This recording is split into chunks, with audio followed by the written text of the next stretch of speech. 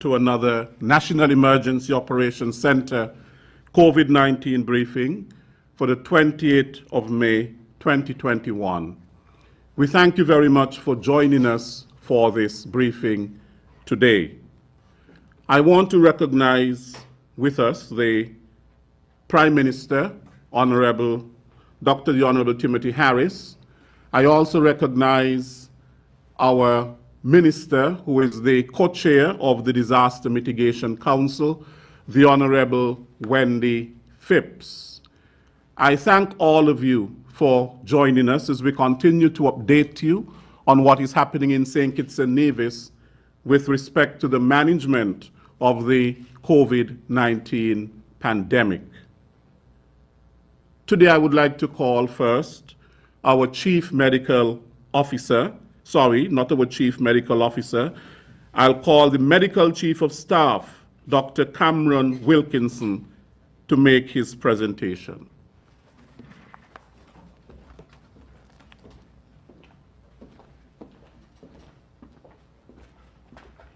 Thank you, Leslie. Abraham Lincoln said, and I quote, "I am a firm believer in the people. If given the truth, they can be depended upon to meet any national crisis. The great point is to bring them the real facts." End of quote. We have been bringing you the facts based on the evolving science of this pandemic for over a year now. I am very happy that the people of this blessed federation have listened to the facts about the virus and have acted. First, in the all-of-society involvement in containing the deadly virus with the prescription of non-pharmaceuticals.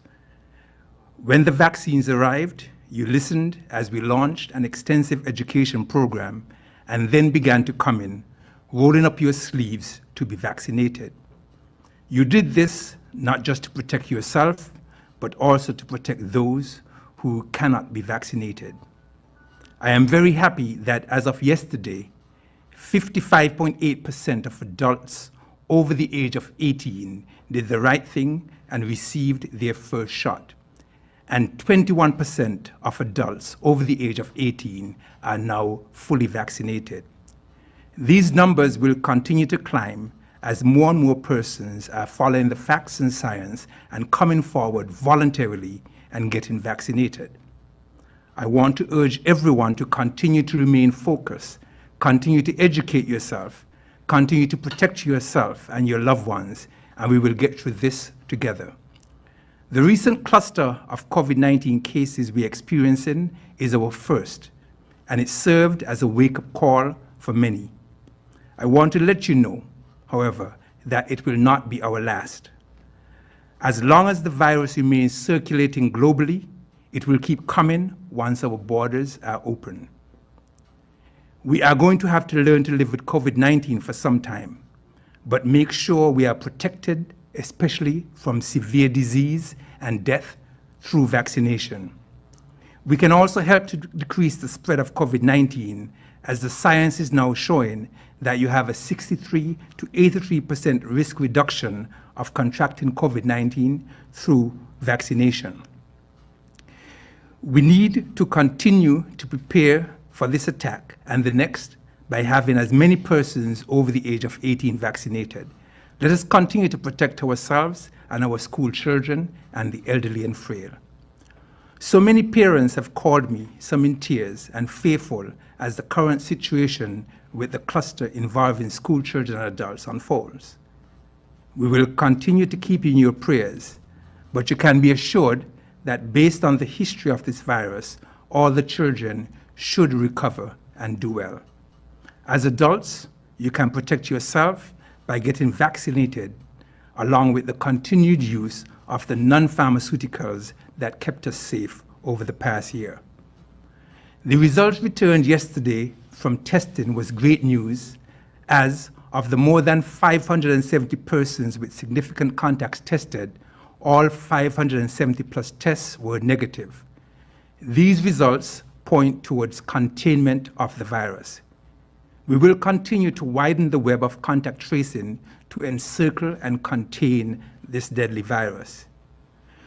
We should expect to get more positive results, meaning finding more positive COVID-19 cases as we continue our contact tracing exercise. We will have a clearer picture of where we are 14 days out from the start of this cluster. We will continue to do all in our power to break the chain of transmission and get a cap on this spread very soon.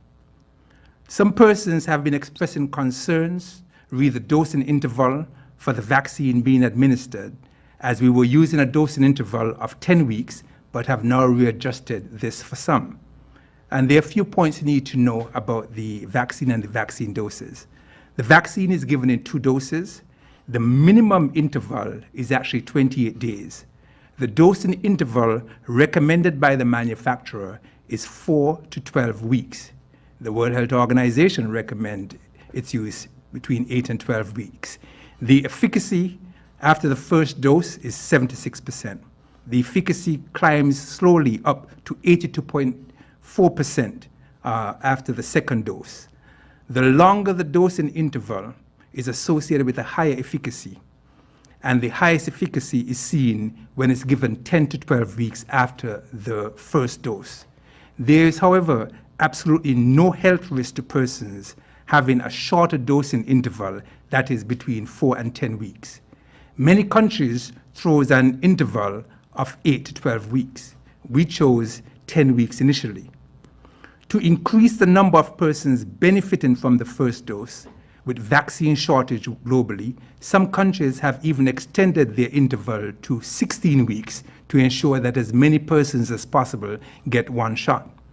In countries at risk of having these life-saving vaccines expire, they have shortened the dosing interval, but not below 4 weeks, to make sure that all persons who got their first shot get fully vaccinated.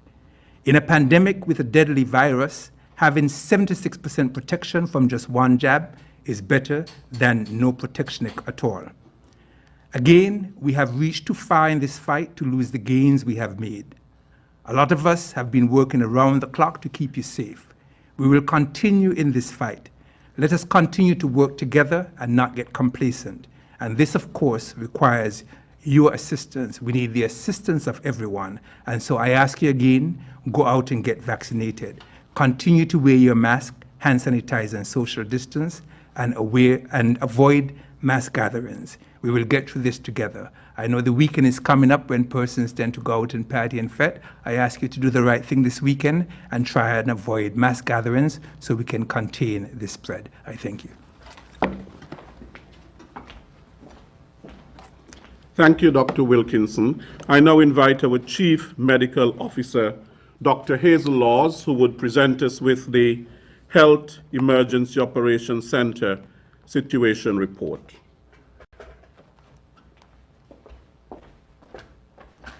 Thank you, Mr. Williams, and good afternoon to everyone.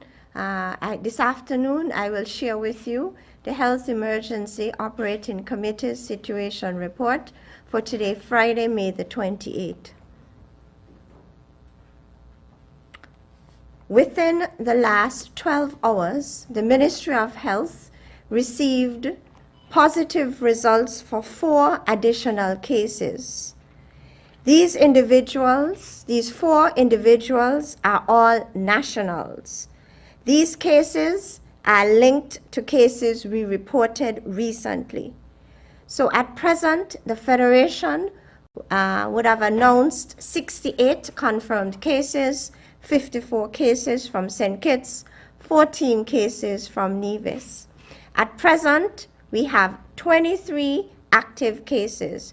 So the Ministry of Health, we are monitoring 23 active cases. 45 cases are fully recovered. Ladies and gentlemen, the virus is back. It has been reintroduced into our federation.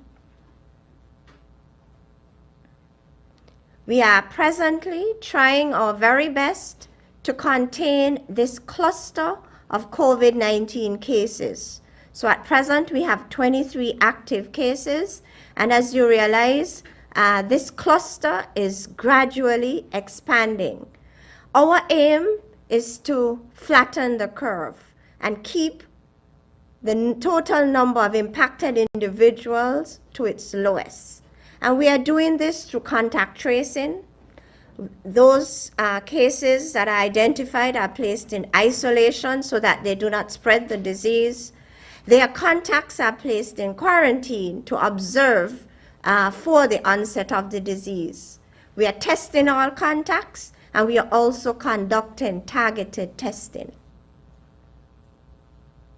What is contact tracing? It's the process by which we identify, evaluate, and manage persons who have been exposed to COVID-19, persons who interacted closely with persons who have been identified as positive. This is a scientific process, and it has been proven to break the chains of transmission of the virus. The Ministry of Health continues its robust contact tracing. We started this last Wednesday, and again, the aim is to identify, quarantine, isolate, and test all possible contacts of recent cases. Last weekend, Saturday and Sunday, we went into the Sandy Point Primary School. A total of 128 students were tested. By Monday, we went to the Charles E. Mills Secondary School. A total of approximately 128 students were tested. These 256 students, along with their households, have been asked to self-quarantine.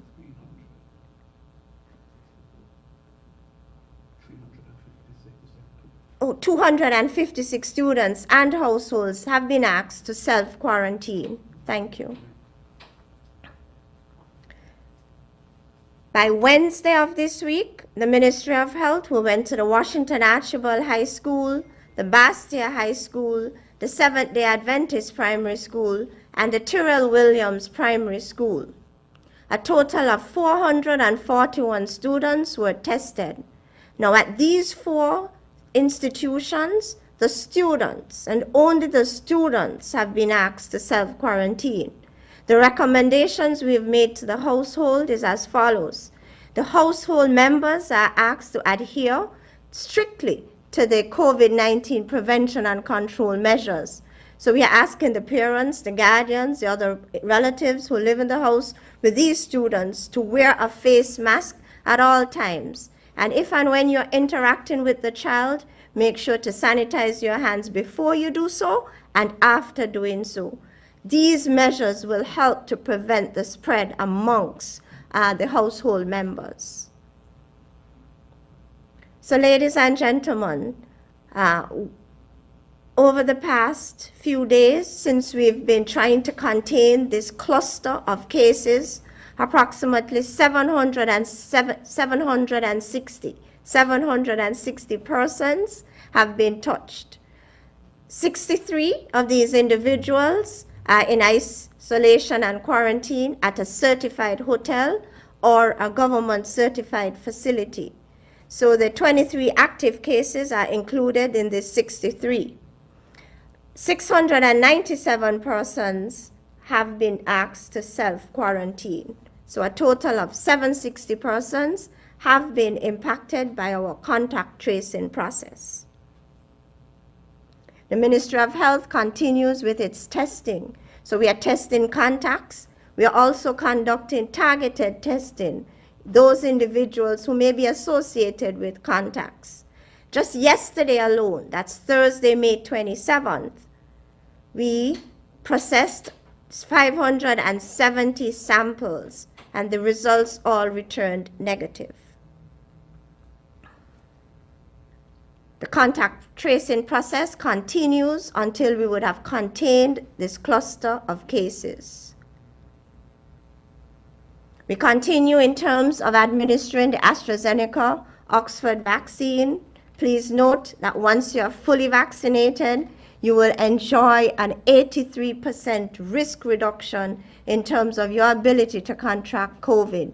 So in other words, once you're fully vaccinated, your risk of picking up the disease is extremely low.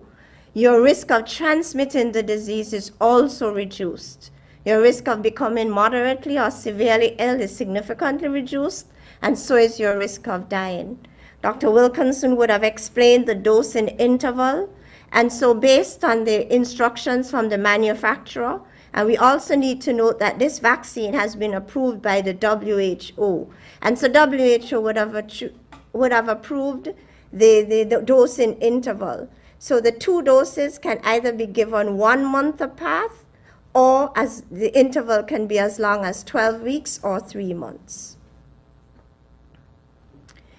Data at the end of work day yesterday. So up to yesterday evening, we would have administered a total of 25,347 vaccine doses, 19,167 in kits, 6,180 in Nevis. In other words, 56% of the target population has been covered with the first dose already, and as much as 21% of the target population has been covered with the second dose. And so this is very good, given the fact that we started our program on the 22nd of February. Now, last year, March, when we announced our first case, we went into a lockdown. This year, now we are impacted with this second wave of infections. We have to reflect on the lessons that we have learned. Now, COVID-19 has left a huge impact on us in terms of economically, socially, psychologically. It has impacted our children. And even with this second wave, it's impacting our children even more. However, the results we get or we continue to receive will dictate the way forward. Recently, these statutory rules and orders have been announced. So at present, our schools are closed for 2 weeks. At present, there is restriction in terms of public transportation. Superintendent Cromwell Henry will speak more to this. There are restrictions in terms of contact sports. There are restrictions in terms of movement. So at nights, there's a nightly curfew between 11 p.m. and 5 a.m. daily. And there is a restriction on inbound travelers, inbound regional and international travelers, who are now expected to submit proof of full vaccination as of tomorrow, May 29. Please note citizens and residents are exempted. I also want you to note that all inbound passengers must still submit results of a negative RT-PCR test done within 72 hours of travel. We continue to adhere to our usual and our regular health and travel protocols, whereby upon entry into the Federation, all inbound passengers are screened at our health station, and it's only those individuals whose test is not up to standard would we test on arrival. All inbound passengers automatically go into quarantine, and they are tested while in quarantine and at the end of their quarantine period. So we do not test all inbound passengers upon entry. However, all inbound passengers go into quarantine. They are tested while in quarantine and at the end of their quarantine period. And we've been using these protocols for 6 months, and it has been serving us quite well. Please remember the essential public health measures of wearing your face mask. As I said before, this has been reintroduced into our federation. It's a microscopic organism. You cannot see it. And so in order to protect yourself from it, you must wear your face mask. Once you leave home, at the beginning of every day, once you're out in the public domain, you must wear your face mask to protect yourself from this small microscopic organism. Maintain good hand hygiene and make sure you're adequately distanced from individuals as you go about your daily activities. Avoid crowds and events.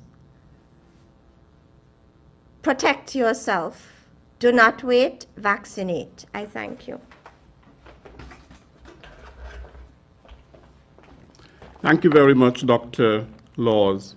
I now invite Superintendent Cromwell Henry to make his presentation.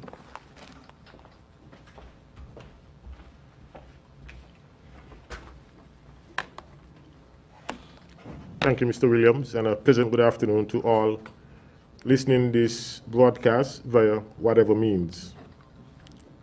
Today, I will address an issue that has become somewhat controversial.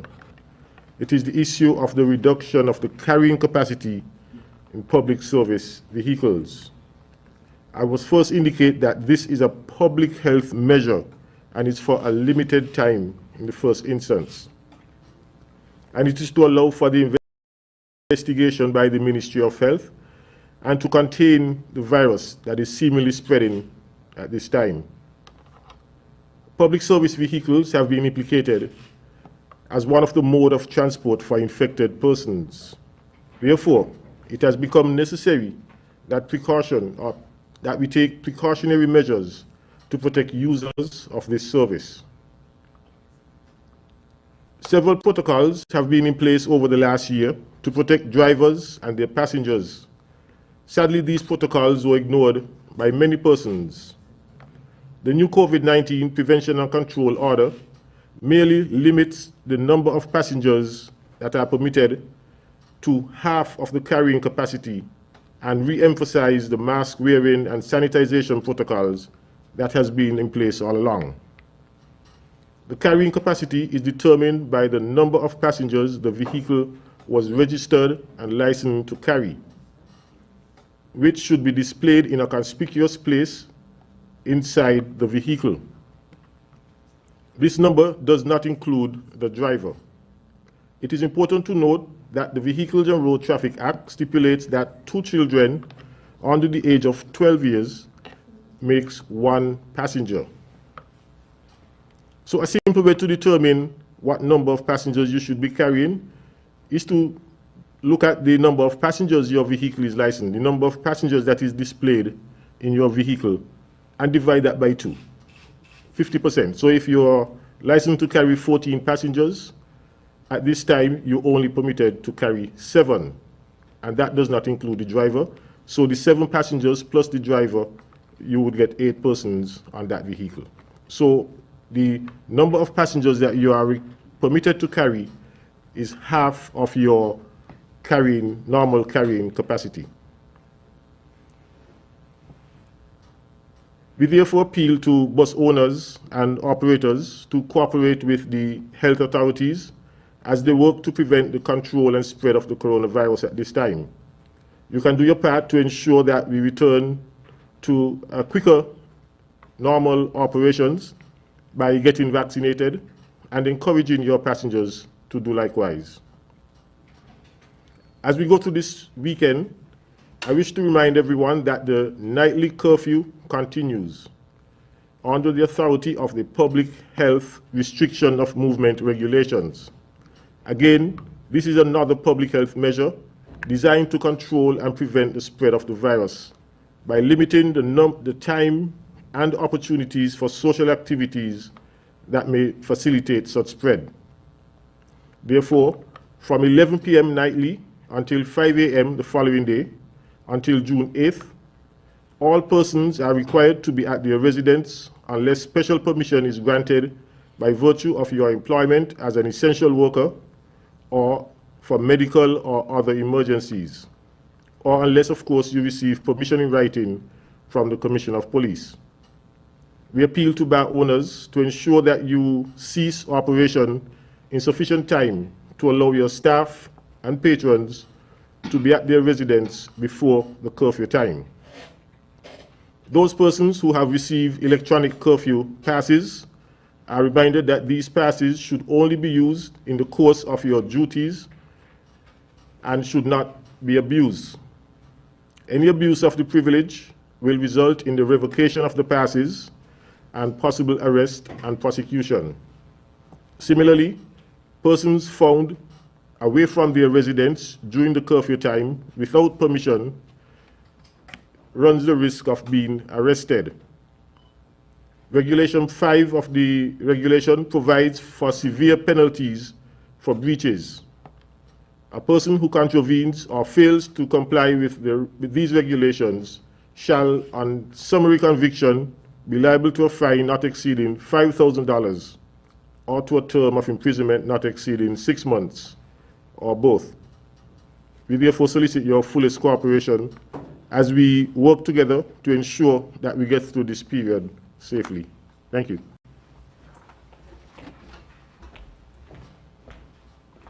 Thank you, Superintendent.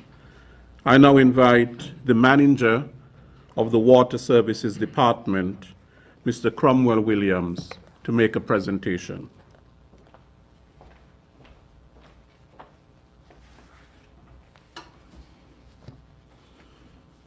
Good day, citizens and residents of St. Kitts and Nevis. My name is Cromwell Williams, and I am the Manager Water Engineer for the St. Kitts Water Services Department. Today I've requested the kind permission of the National Emergency Management Agency, NEMA, to be here to address you. Because while we're all aware of and are focused on the COVID-19 pandemic, 99% of us are unaware that we are also facing another emergency. I speak of the unavailability or scarcity of water due to the current drought conditions or prolonged lack of rainfall. Data obtained from the Met offices indicates that for January to April of this year, we have received only 6 inches of rain. Last year, for the same period, we would have received 12 inches, twice as much.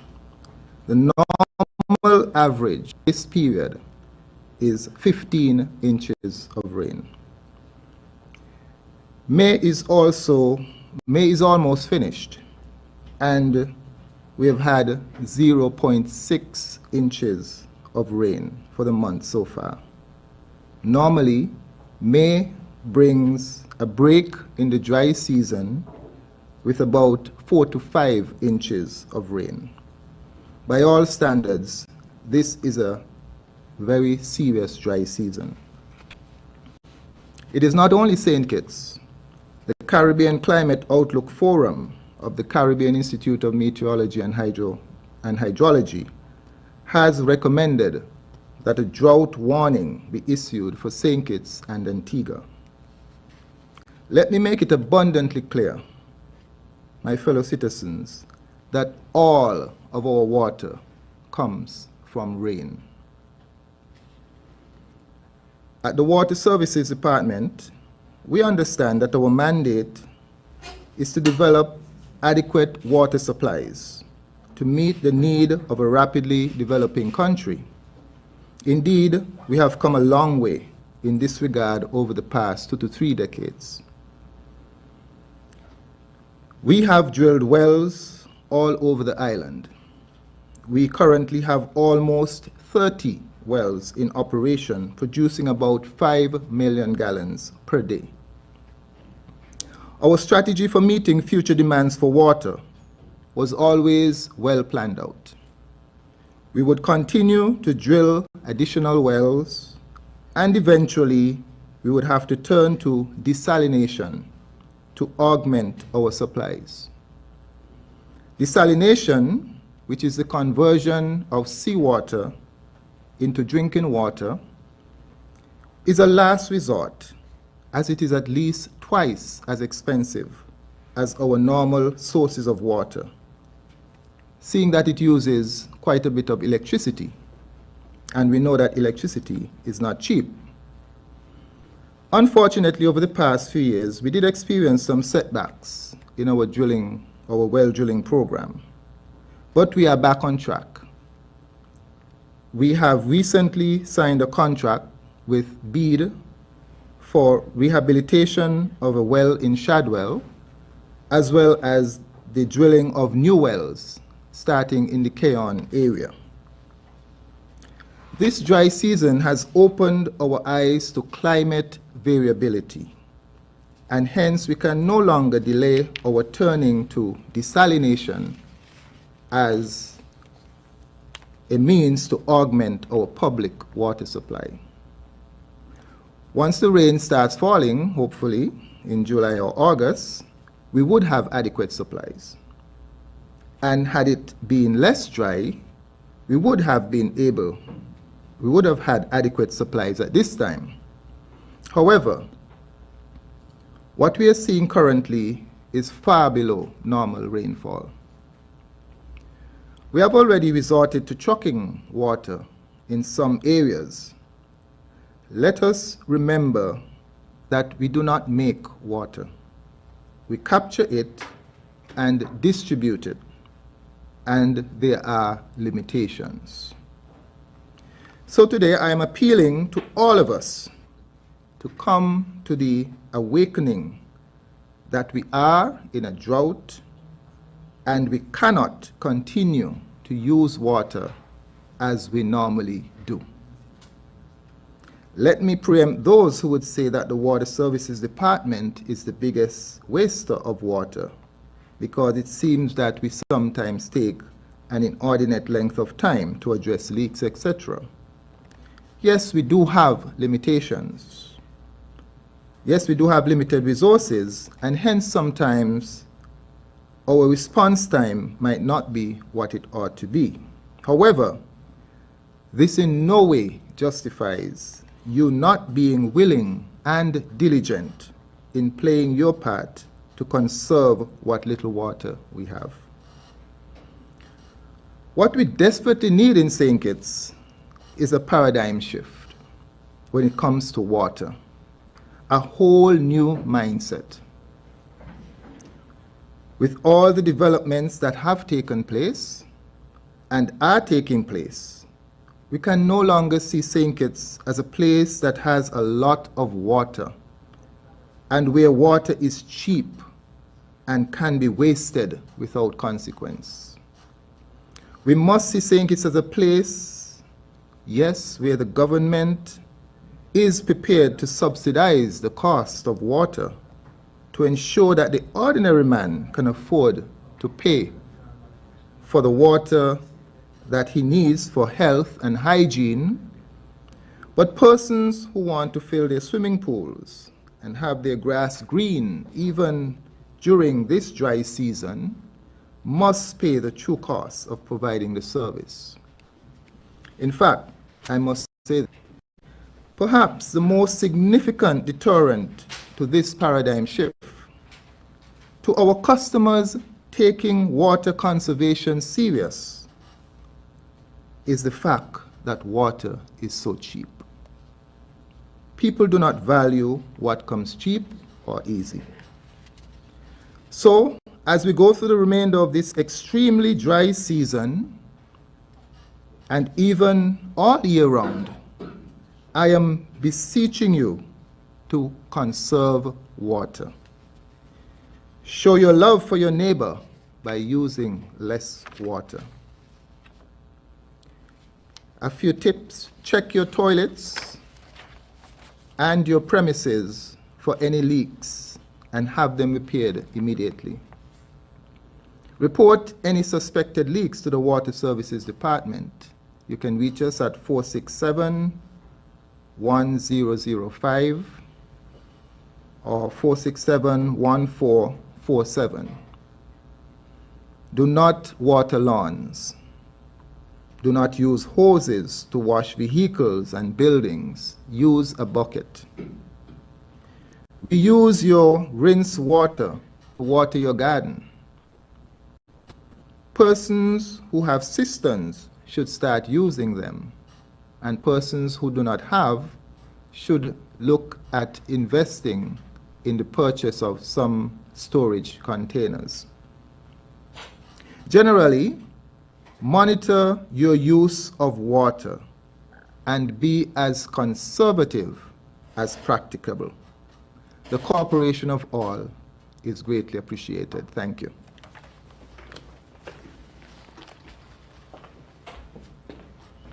Thank you so much,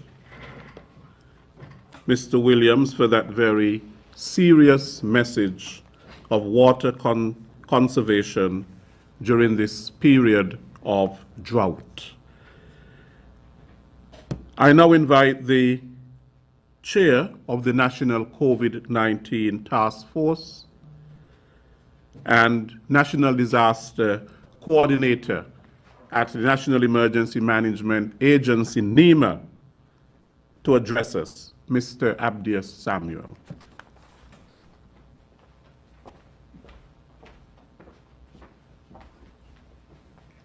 Thank you, Mr. Williams, and a pleasant good afternoon to all my colleagues and also to all the viewers here present.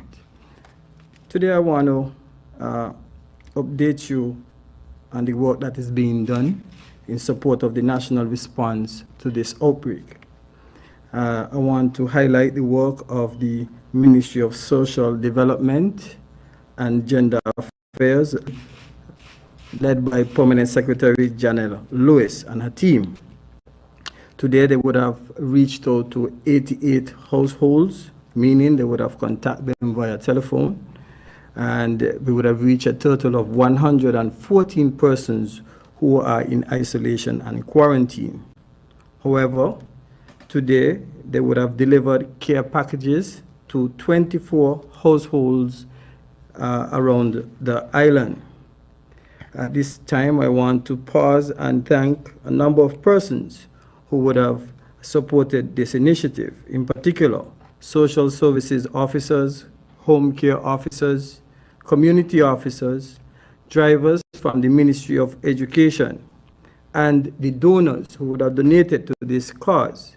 Mickey's Hope Foundation, who would have provided 34 care packages and have 60 more care packages to bring to the agency tomorrow to be delivered. Tomorrow it's our effort to deliver to some 60+ households so that everyone can be reached. We also want to thank Ras Tuba, a farmer from Lodge, who at the last briefing when we made the clarion call for assistance would have contacted PS Janelle Lewis and would have donated a bag of onion.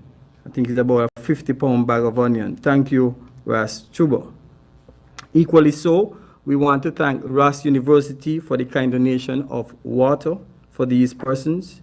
Dr. Cheryl Rosen, who would have donated 1,000 EC dollars in shopping, and also Sugars for their also kind donation of money for shopping. I also want to highlight the work of the Catholic Church in Sandy Point in providing cooked meals, and also the Moravian Church, who will also be participating in this social effort. To students who are returning from overseas to St. Kitts, I am appealing to you to seek your reservation or booking at the OTI Hotel if you are seeking a waiver from quarantine. At the present moment, we will facilitate you at the OTI Hotel only. So if you are seeking for a waiver from quarantine fees, please email the COVID-19 Task Force at gov.kn. Let me emphatically state that these applications will be dealt on a case-by-case only. You can also call the 762-0238, and this number is also WhatsAppable to make your booking. I have been asked several questions regarding a notice that has been circulating from SCASPA regarding the ferry terminal. And the question is, do I have to be vaccinated to travel between St. Kitts and Nevis based on what is outlined in the notice?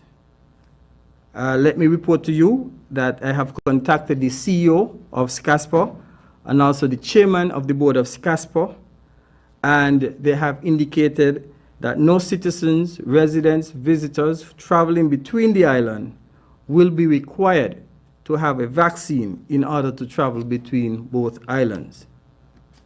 So there may have been a misinterpretation of what was being said. However, please note that the non-pharmaceutical measures will be enforced at the ferry terminal.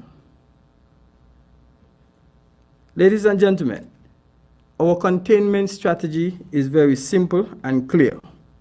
And my colleagues before me would have outlined a number of strategies.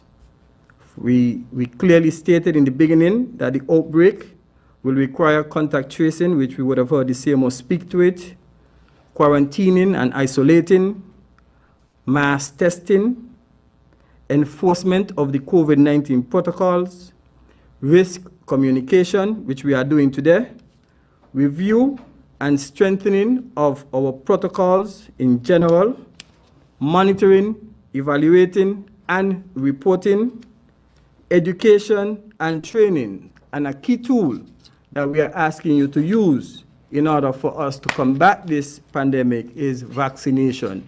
Those are the key points that we are using in our national containment strategy against this particular outbreak. So citizens and residents, we want to continue to commend the hard work of the frontline workers who are inoculating, contact tracing, who are also testing individuals, the officers who are on the ground also enforcing the protocols, those officers from various arms of the government who are providing the social support to the individuals who are in quarantine, and those who are calling to ensure that these individuals feel safe. We want to say a hearty thank you to you. And I also want to thank the Honorable Prime Minister and his cabinet for supporting these social efforts and interventions. This is a comprehensive response to the outbreak that we are now facing. However, I must highlight that Mr. Williams would have also added an additional hazard that we are facing. We have spoken about the dual hazard impact that we may face as the hurricane season starts in a few days. We now have another hazard, and that is of a drought. Citizens will need to be prepared for this situation. We are a small island state, we're a twin island state, and our resources are minimal. Let us manage our resources carefully. With that said, please have a safe weekend, and I am seeking for all of our citizens and residents and visitors alike to ensure that they adhere to the COVID-19 protocols and cooperate with the officers who are doing their job. Thank you very much. And for those who did not get the care packages, I have been receiving calls about what happened to me. We are going to reach out to you tomorrow. We have 3 buses from the Ministry of Education that will be strategically placed throughout the island, and they will be carrying out these care packages to you. We will reach out to you by tomorrow morning thereabout. So have some patience, and we will get to you soon. Thank you. Mr. Williams. Thank you very much, Mr. Samuel. I would now invite the Prime Minister, Dr. the Honorable Timothy Harris, to make some remarks.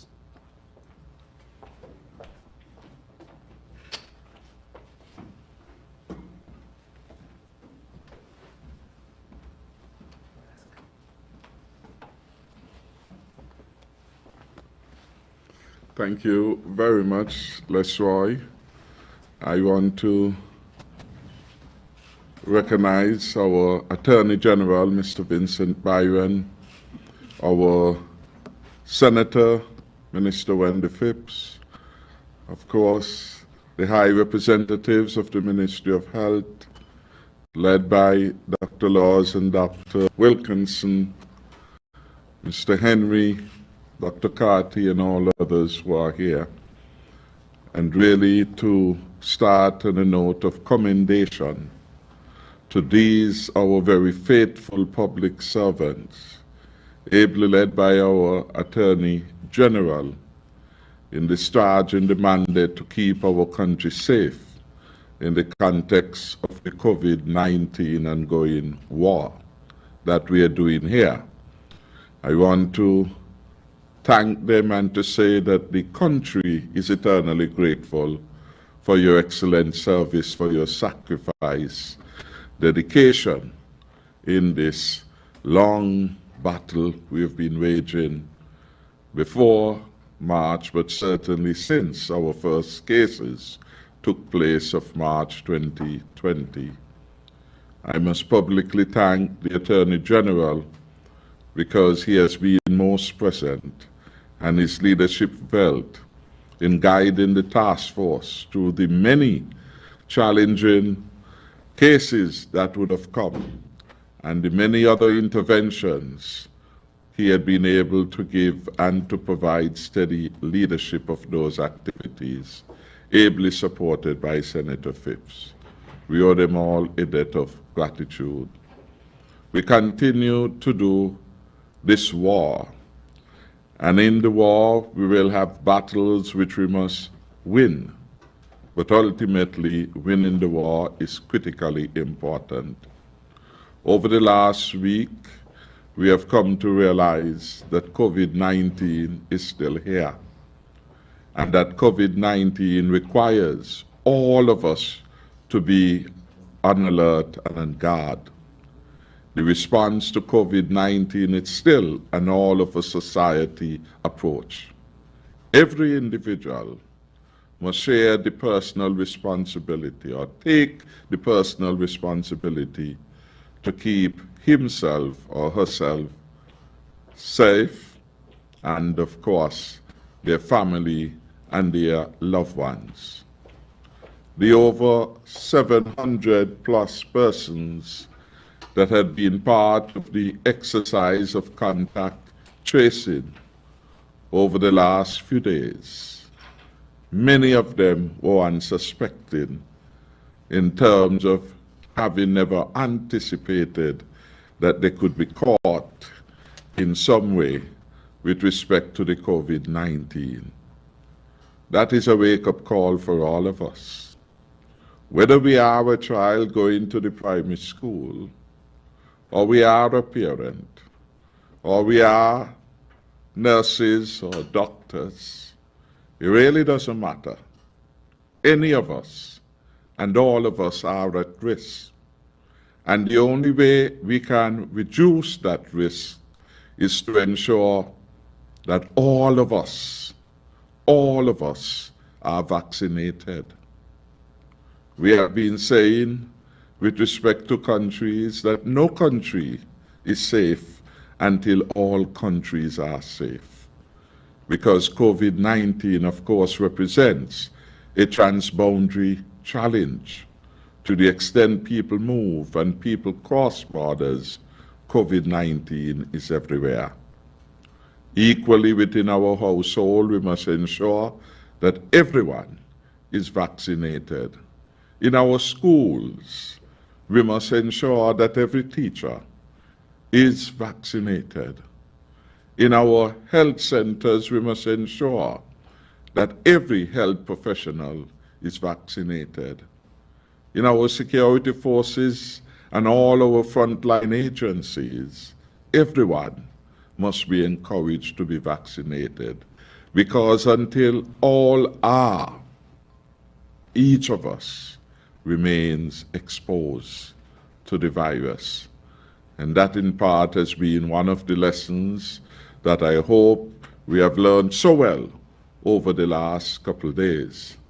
I want again to commiserate with those who have found themselves in an uncomfortable place, being, as it were, identified as persons of interest or persons with the virus.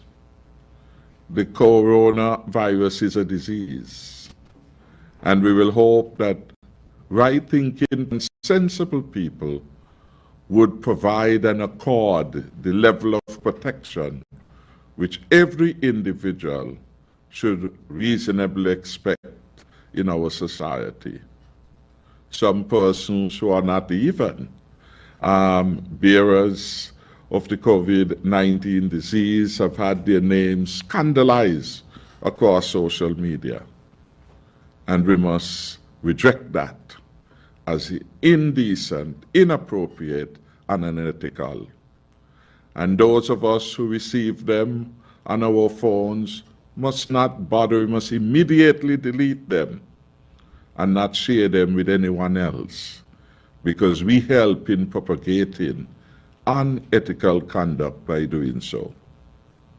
So, again, to all those who have been victim of that indecent behavior, I pray that you are able to pick up the pieces and to continue. And those of us who know better will do better, and we will do unto others what we would like them to do unto us, ourselves. The country has done and continues to do an excellent job in managing the COVID-19.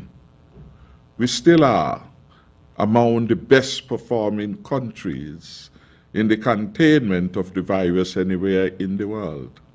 Even as we speak, with the second wave of cases that have been confirmed, St. Kitts and Nevis is still among the independent countries the lowest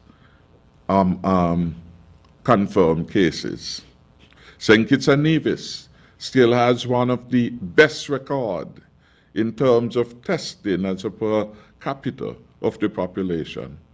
St. Kitts and Nevis still stands unique, save for Dominica, as being the only country within CARICOM that has not recorded one death. For this we give God thanks. These are the gains that we must consolidate. We have come too far to think about turning backwards to complacency and, of course, getting bored of doing the right thing. This is a war, several battles. Some we must lose, or we will lose, given the nature, but we must never lose the war. In this war against COVID-19, there is only one certain weapon, and the most powerful weapon available to us is the vaccine. And we are well aware that across the majority of countries in this world, the most widely used vaccine is the AstraZeneca vaccines, which we are using here. Some time ago, someone asked the leader, the director at PAHO, Dr. Etienne, what is the best vaccines for people? And she responded rightly, the best vaccine is the one that is available. The best vaccine is the one that is available. And what is available to us is a vaccine that has been approved by the international body, most respected international body dealing with issues of public health, the World Health Organization. There are some who say they were waiting for another vaccine. They must be careful how long they will wait. This is a pandemic. And around the world, over 3 million persons have already died. In Antigua, there has been death. In St. Martin, there has been. In Jamaica, there has been. In almost every CARICOM country, it has left a trail of, and we do not want anyone in St. Kitts and Nevis to be among that statistics. Some effort to confuse, so they are waiting for vaccine. Maybe one over. Again, the ridiculousness of it. The vaccine is the one that you have. As we today, the vaccine for that has the approval of the WHO. In the face of the pandemic and the emergency of the pandemic, some people are touting the foolhardy view that people should wait. Wait for what? When you already have the vaccine, the mostly used vaccine that is available to you. Over 140 countries and jurisdictions are using the AstraZeneca vaccine. Why wait when now is their time? Why wait when you are under the global shortage of vaccine? There is no certainty that things will be available when you think you are ready. This is how India, most generous country, has now become like the epicenter in terms of the virus. And our leads, because being so good a country in practicing the diplomacy of violence and providing to the rest of the world. And it has now found itself in a case where it required ventilators and it required vaccine. And it was to take the decision that priority given to its own citizens and residents before it allowed export of that product. That is the reality that we face. That is the reality that we face around the world. Supply chain issues. To the news out of Europe, governments are saying they will take a company to court to ensure that it delivers to them than delivers. The CARICOM region recognize that we do not have the of effective purchasing power.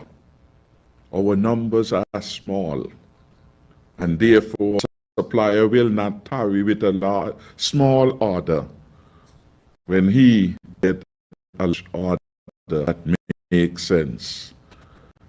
And so I want to end by again congratulating all 55.8% of those who have gone forward and done the right thing, done it for themselves, offering themselves to protect, but most importantly, do it as an actlessness, doing it for their family members, doing it for the children who can't be vaccinated at this particular moment in time.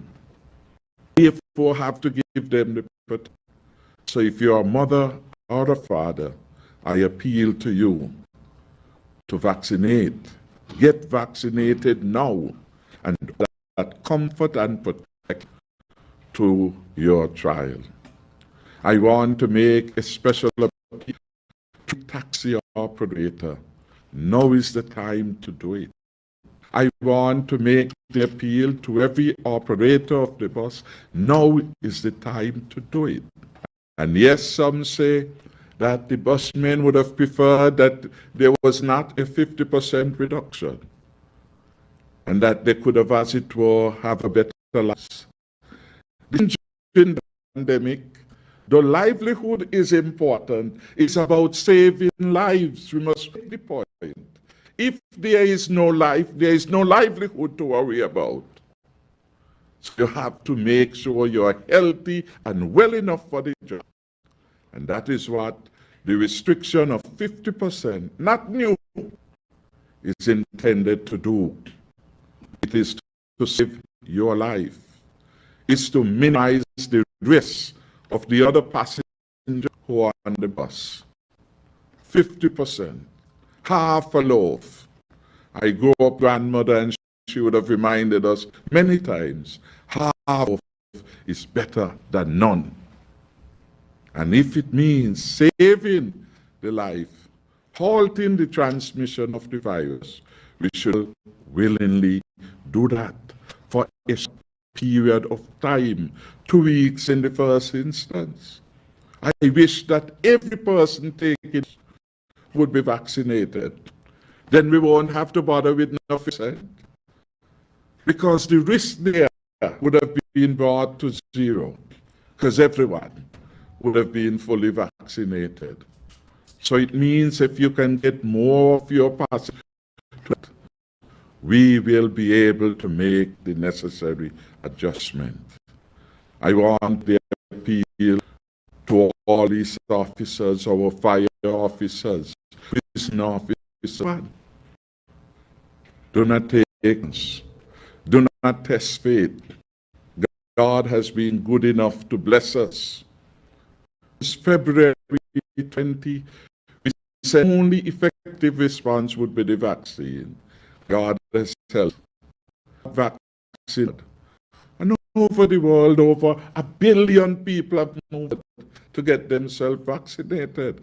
You must ask yourself, if you have not yet gone, why are you opting out? Does it make sense to you to opt out, to test faith, to put your life in risk? So in closing, the Cabinet's priority is to keep the people of St. Kitts and Nevis safe. We regret that in this effort to protect us, there have been some suffering and some pain, and several persons have been put out of work. There's only one tool we have in our arsenal. Well, I should say and remind, the most powerful tool is the vaccine. Help us put the country back to work again. Help us open up more fully to the sports and the entertainment industry. We want that for you because we love and we care. The only way we'll be able to do it effectively is if enough of us are vaccinated. Again, heartiest congratulations. We have had several successful days of record making, where persons understanding the urgency of now have gone out to be vaccinated. I hope that today, Friday, when the tally is done, we would also have had a very good day. May God continue to bless the people of St. Kitts and Nevis and to keep us safe. Let us ask him for wisdom if we are still in doubt about the vaccines. And he will tell you, go do it now. We are in a danger zone. This is a war. And I remember last year, I used the analogy of war because that is what it is. And that is what it will continue to be. It is a fight for survival. And we can win it, and I am very hopeful that we can. Again, congratulations to all the people who have been working. Congratulations to those who, in a few minutes ago, Mr. Samuel announced were making donation of care packages and giving all kind of wonderful considerations to those in our front line. Working together, we will overcome, and we are overcoming this challenge. Again, thank you very much. Thank you very much, Honorable Prime Minister. That brings us to the question and answer segment. And the first two questions, I would ask the Attorney General to open the batting. He often likes to speak about cricket, and I think he was a cricketer. Will people have to be vaccinated to use CASPA facilities effective June 1st, 2021? The AG recently stated it was inadvertently published and not approved by the Cabinet. Has that policy been approved, and will it take effect from June 1st? That's the first question. The second one, can you set the record straight on social media posts that alleged that several top government officials, including the Attorney General, Vincent Byron, have tested positive for the coronavirus?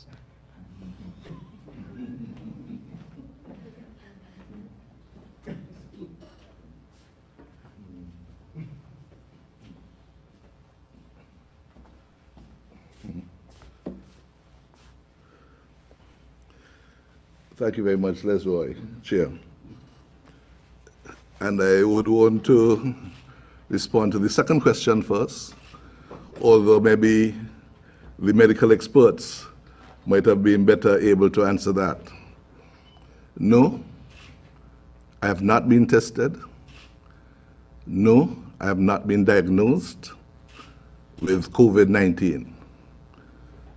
And as far as I know, no one has informed me that I have been a contact of anyone who has been recorded with the COVID-19 virus, so that the popular phrase, fake news, is best attributed to this myth that the Attorney General, and I understand too, members of my family, have been quarantined with coronavirus, COVID-19.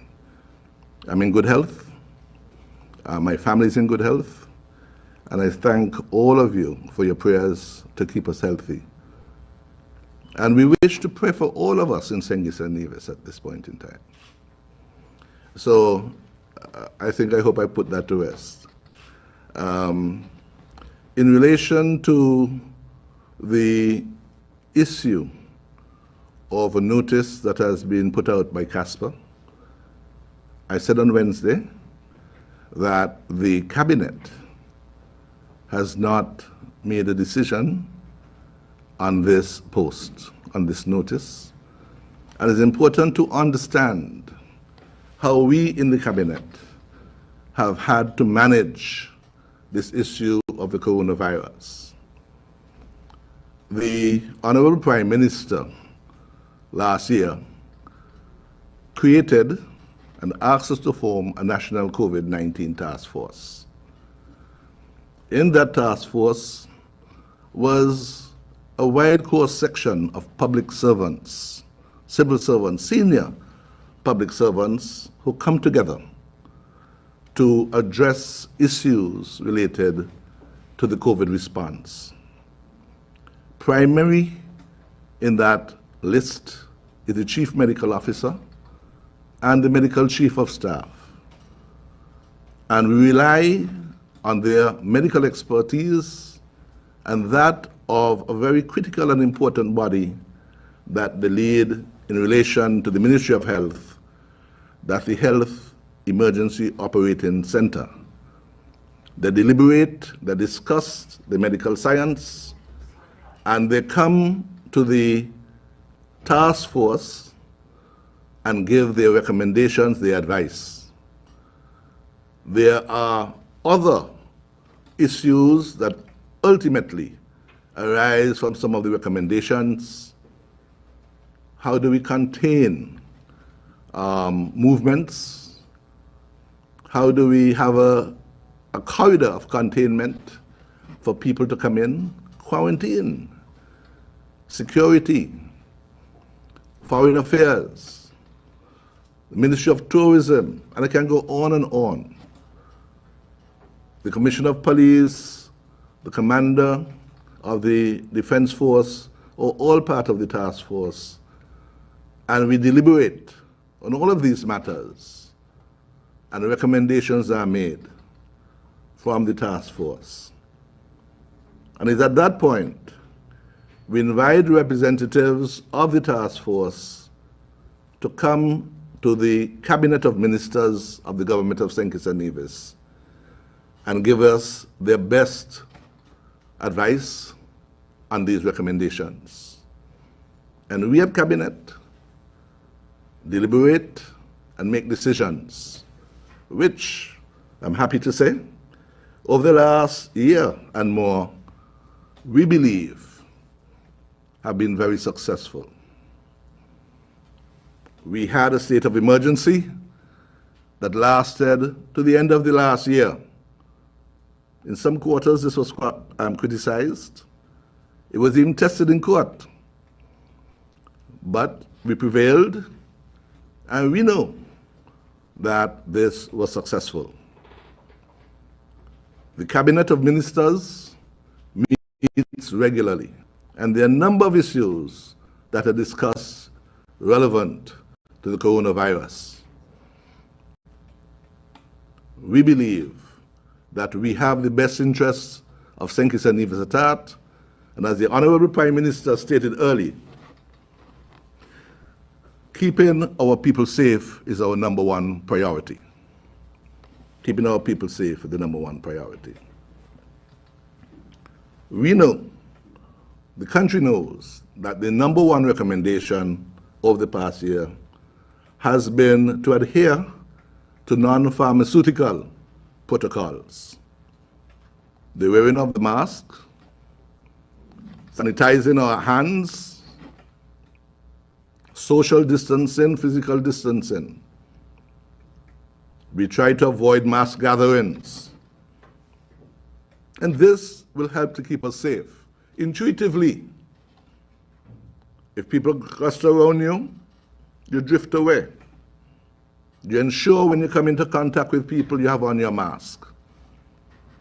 But, as the Prime Minister has said, and we get this from solid medical advice from the Chief Medical Officer and the Medical Chief of Staff, our last and most important tool at this point in time is the vaccination. We hope everyone in St. Kitts and Nevis who can be vaccinated will be vaccinated. And we have laid it out for you on many occasions. We say that we want to get 70% of our population vaccinated, and that amounts to 18 years and over. And I want, like the Prime Minister before me, to commend the Ministry of Health, our medical teams, because we are at 56% right now. We are getting there. It is the most positive achievement. But we cannot rest on our laurels. We have to continue to do so. And so, we come to the notice. As I understand it, the notice asks that people who do business with the Ports Authority and who visit them for one reason or the other should either be vaccinated or have a negative PCR test. This is a recommendation from CASPER, the board at the Ports Authority. And it is one that the Cabinet has had sight of and will continue to deliberate and will confirm it or adjust it, make recommendations when we meet on Monday coming. I wish to point out to all that the supreme law of our land is the Constitution of St. Kitts and Nevis. And that law allows Parliament to make laws for the good governance of our country. We in St. Kitts and Nevis, our Parliament, has passed a law, the COVID-19 Prevention and Control Act 2020, that establishes how the COVID response should be. And if you bear with me, I would like to just maybe read one or two of these clauses of this act. Part 2 of this act speaks to the administration of the fight against COVID, the response. And Section 3 speaks of the Chief Medical Officer. It says the Chief Medical Officer has ultimate responsibility for the management of the public health response to COVID-19 on the island of St. Christopher and on the island of Nevis. Subsection 2 of that says, pursuant to the first section, all national decisions related to the public health management and response to COVID-19 shall be in consultation with and subject to the approval of the Chief Medical Officer, who shall have the final say in respect of these decisions. 3, all health officers and other relevant officers shall, in the exercise of their powers and in the performance of their duties under this Act or other related legislation for the management, control, and response to COVID-19, act under the general and specific directions and control of the Chief Medical Officer. And 4, the Chief Medical Officer shall liaise with and report to the National Emergency Operating Center once it has been activated for the purposes of COVID-19.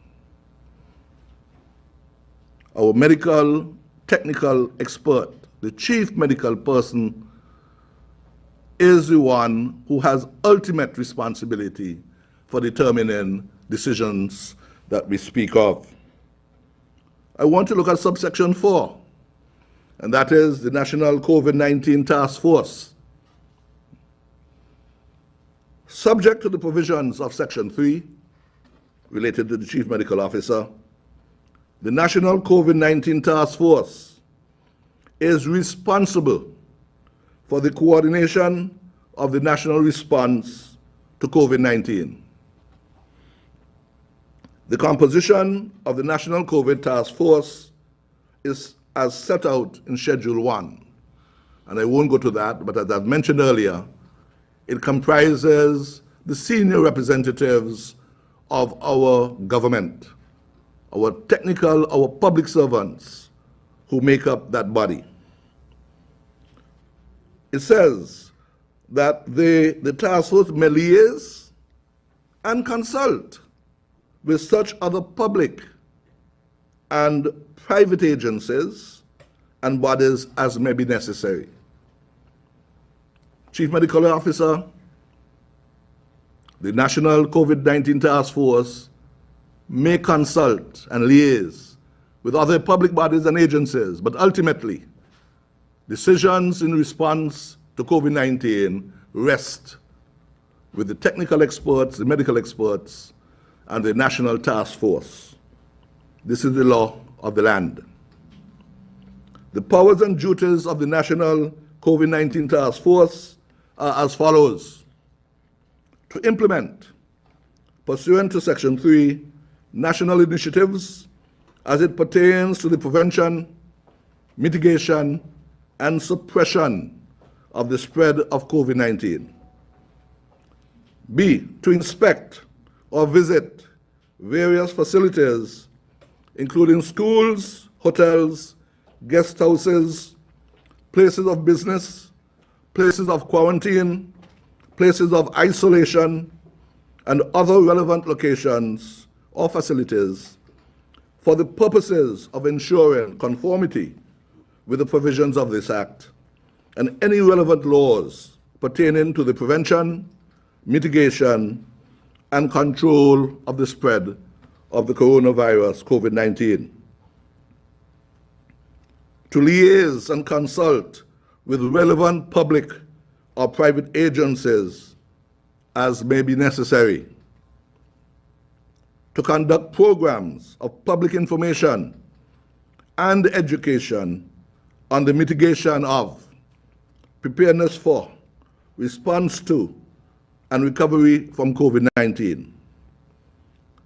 To identify compliance teams to assist in its operations and to guide the public on the implementation of measures to combat the spread of COVID-19. I've taken my time to establish the framework of how the response to COVID-19 in our country works.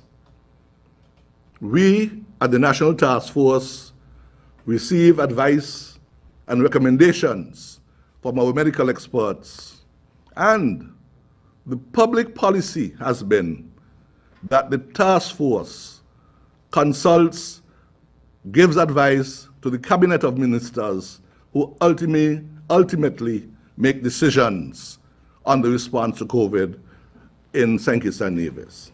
Now, that does not mean that private businesses and agencies or public bodies may not have their views and do so. But ultimately, the Cabinet of Ministers, ultimately, the National Task Force has oversight of these. And I must confess that it's not always that whether you're a public body or private body, that you have the full information and advice that we have. Now, as it pertains to this particular notice, I have said on Wednesday, and I say again, the Cabinet is deliberating this, and will make a final decision on this when we meet on Monday. Because there are good issues involved here, where there are those of us who feel that everyone should be vaccinated, and we urge, we encourage people to do so. But we have to do so in a manner that's reasonably justifiable in a democratic society. That's the phrase in our Constitution that underpins things like freedom of movement, freedom of association, and so forth. That they are constitutional responsibilities that we must adhere to. And what is reasonably justifiable in a democratic society, we must uphold. So that, for instance, when the Ports Authority says that everyone must be vaccinated to attend the facility, does that mean, for instance, that anyone 18 and under who cannot be vaccinated, when they attend the ferry terminal, which supports the authority, how do we take the boat to Nevis? Are there exemptions? What are the other issues involved in something of that nature? And there are other issues like this that we at the Cabinet would want to look at, guide, support, recommend, and make a decision on. And so I would say that we would want to look to the final decision before the 1st of June when the Cabinet meets on Monday. Leslie, I hope I've not taken too much time, but I hope that I've been clear and that our citizens understand. I just want to, once again, commend our medical team on the very difficult and very public service that they do in getting us to vaccinate. 56%, wow, we're getting there. And we know that our citizens will continue to do so. We have to pray that we can get to that point where all of us can be properly protected. And once again, I want to say that I'm doing well. I do not have COVID. Thank you.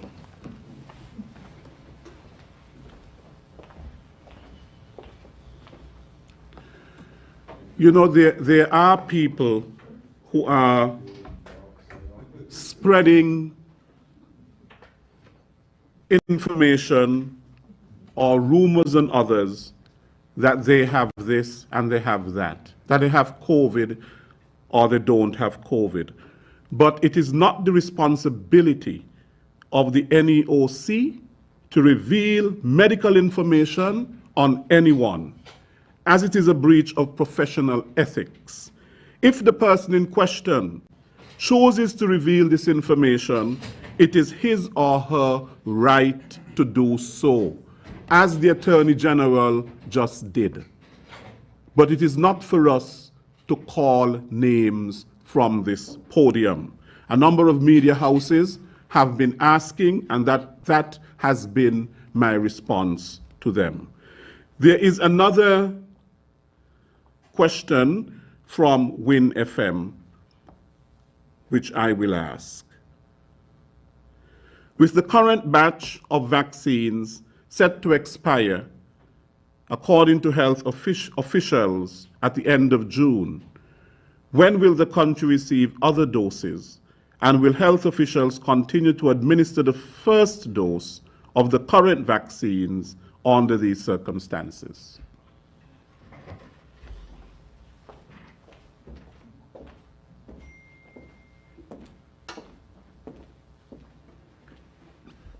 I want to take this opportunity to ask WinFM to use their platform to encourage every citizen over the age of 18 who can take the vaccine to go out and take the vaccine, knowing that the science has shown that the vaccines are safe and effective. We still have thousands of doses of vaccines that are here, and we need to make sure that we use every single one, because I believe it will be a travesty if such a precious and safe commodity is allowed to expire on us while persons remain hesitant. And so when we speak about the all of society approach, this is what we are speaking about. We have said repeatedly, however, we continue to work behind the scenes to secure other vaccines, but we cannot bring in a shipment and have them stored up at JNF and at the same time discarding vaccines that we have here. So let us stay focused and let us make sure that we get as many persons come out so that we can reach herd immunity. I thank you. Thank you, Dr. Wilkinson. Next question. Mr. Dwyer Astafan recently criticized the quarantine protocols and said that we should be using the rapid tests to screen all persons entering the Federation. Can you comment on this? In other words, should we be using his advice? Dr. Wilkinson.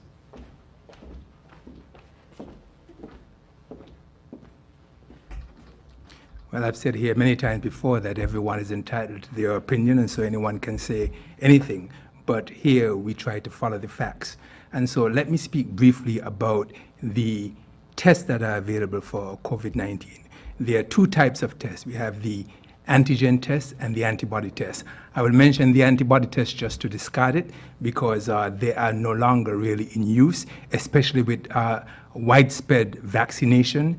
The antibodies test will be testing for the proteins that you develop when you're fighting off the infection or if you have immunity. And so if you were to do an antibody test on everyone who was vaccinated, it will show that you have developed antibodies. And so that would not tell you whether or not the person does or does not have COVID.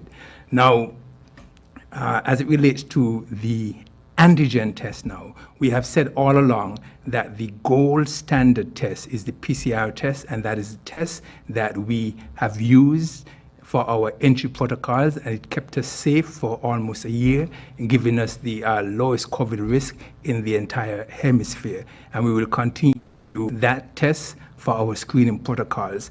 They have recently been developed a rapid antigen test also to test for the antigen particles of the virus circulating in the nose.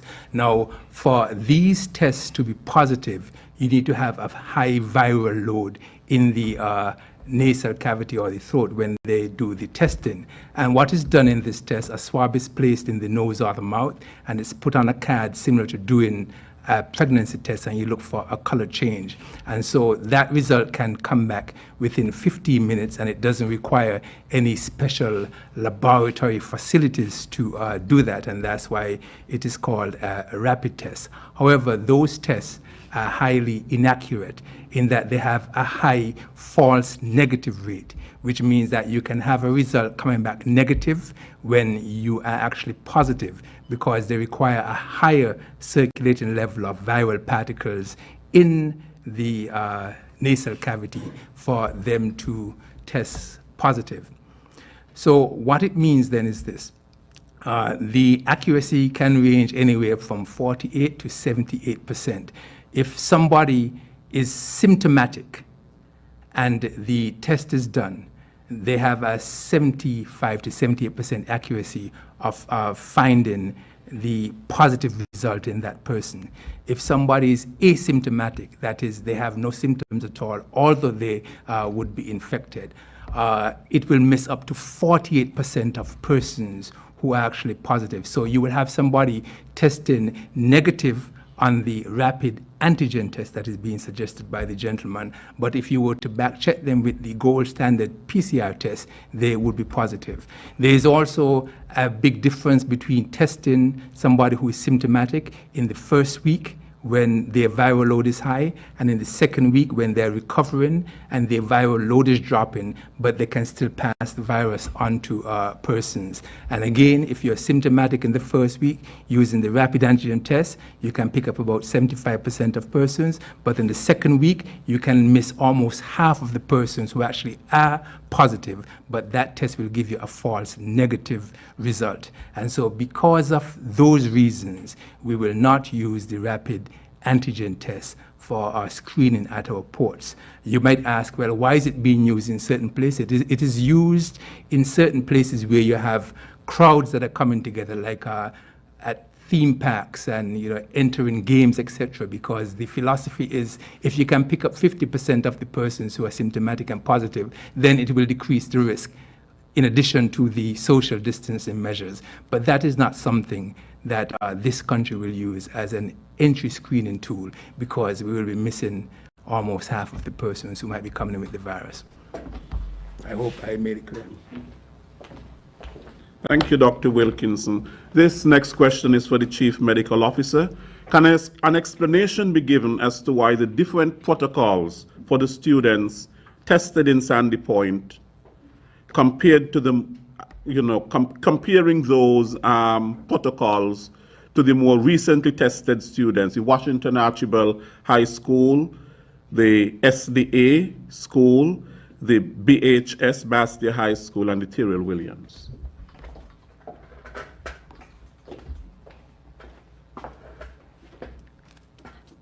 Mr. Williams, I thank you for that question. Very, very good question.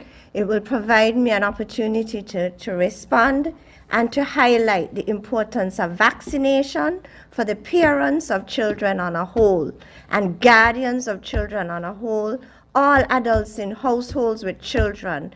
This situation brings to the fore the importance of vaccination.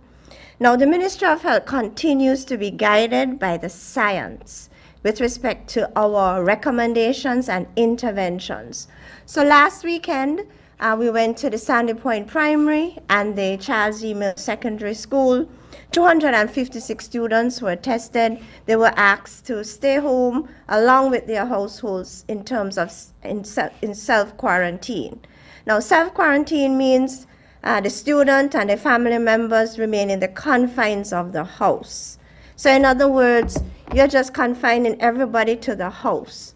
This protects the spread of the virus outside of the household. By Wednesday, 4 other schools were implicated: Washington Archibald, Bastia High, the Seventh-day Adventist Primary, Tyrrell Williams, an addition of 441 students.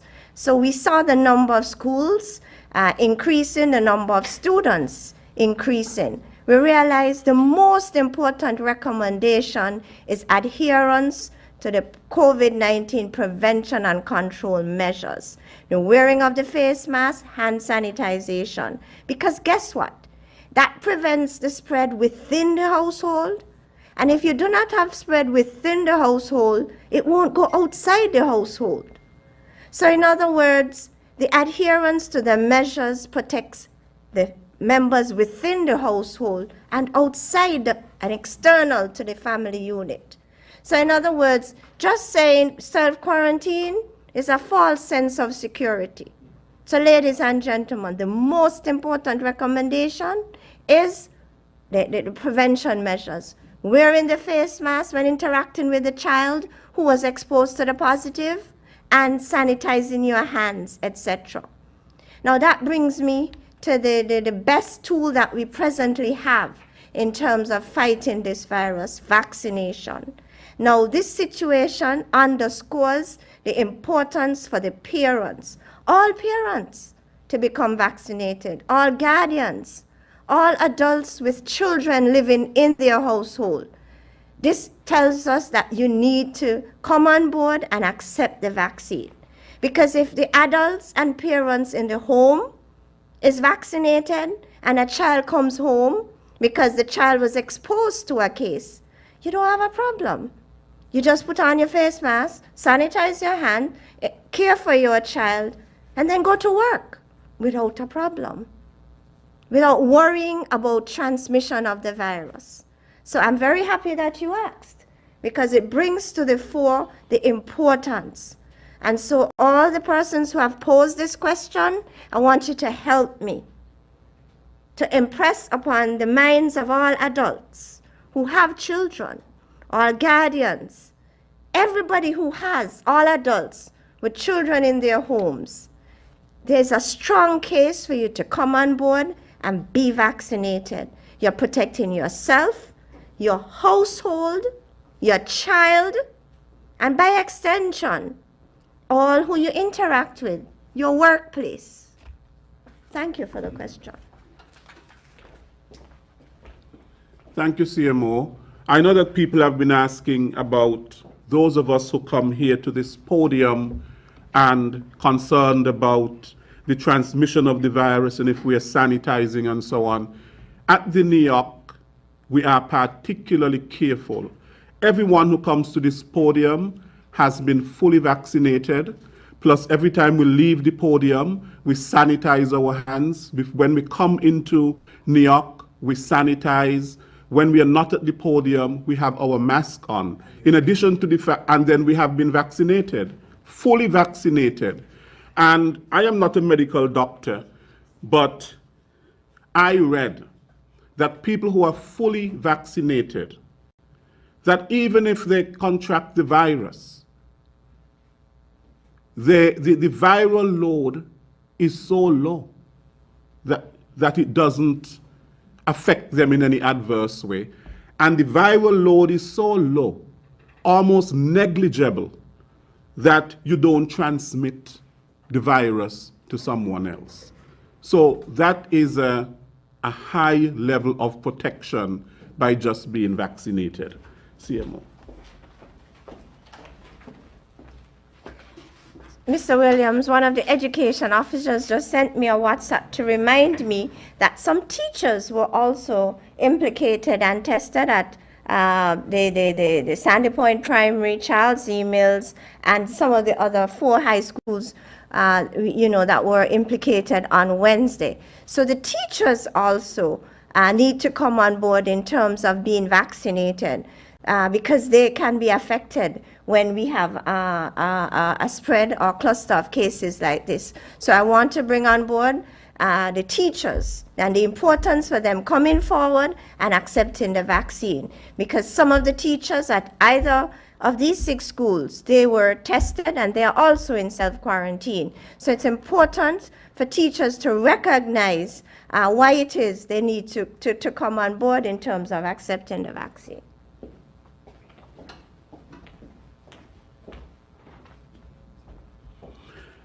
This question has to do with the regulations having to do with the curfew. If I want to go to the hospital after 11 p.m., what do I do?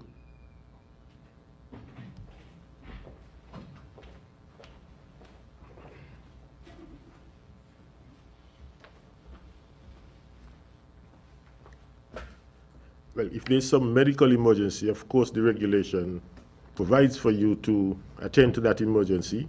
You just need to inform the police, call the police station in the district where you live, inform the police that you have an emergency, and give them your vehicle number, and indicate to them that you'll be heading to the hospital, and that will be just fine.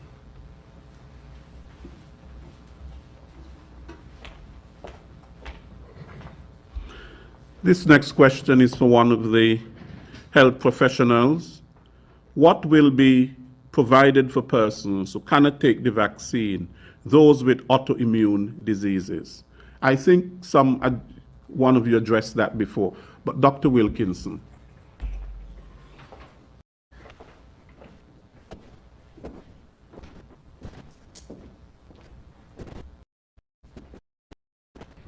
There are very few absolute contraindications to someone taking the vaccine, and we will take those individual cases under consideration in consultation with your doctor, of course. But this is why we say those who can be vaccinated need to be vaccinated to protect those who can't.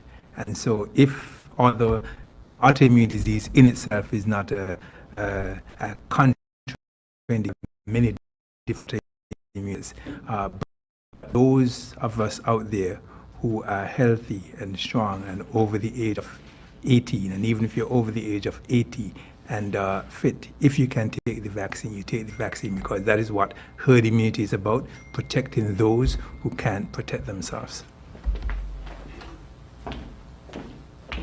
Thank you, Dr. Wilkinson. This question is for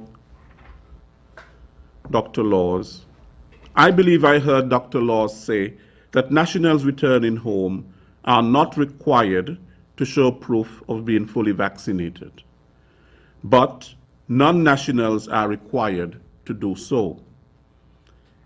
If that is so, please explain the procedure which will be used in determining the length of stay in quarantine for an arriving passenger, that is 9 days or 14 days.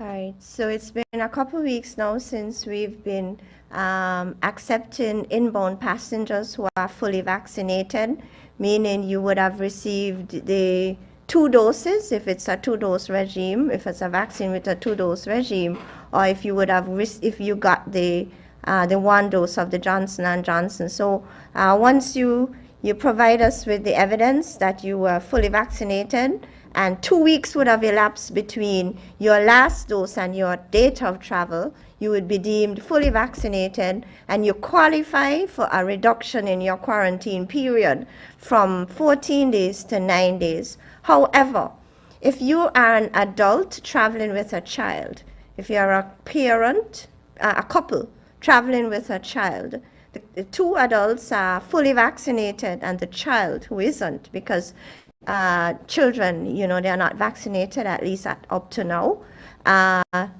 The family unit will remain in quarantine for 14 days.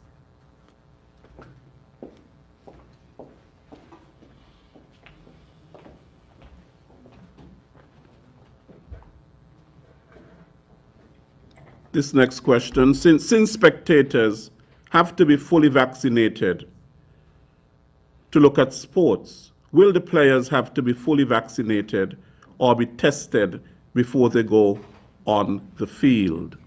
That includes all referees, commentators, coaches, bartenders, and so on.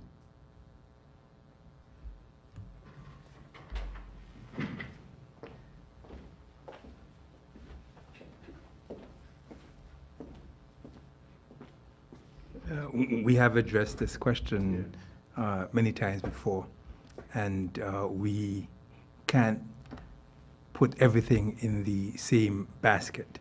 And so we have the players who practice and play in a bubble, and when they're allowed to go on the field, they play on the field.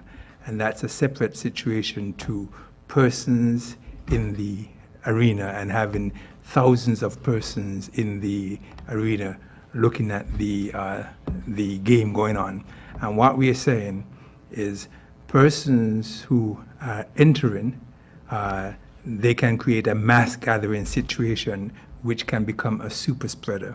And so we are saying that spectators, they need to be vaccinated to enter. And even when they enter, we will have them properly socially distanced. Okay, which is separate to the encouragement that we are giving to all of the persons who play competitive sports to be vaccinated.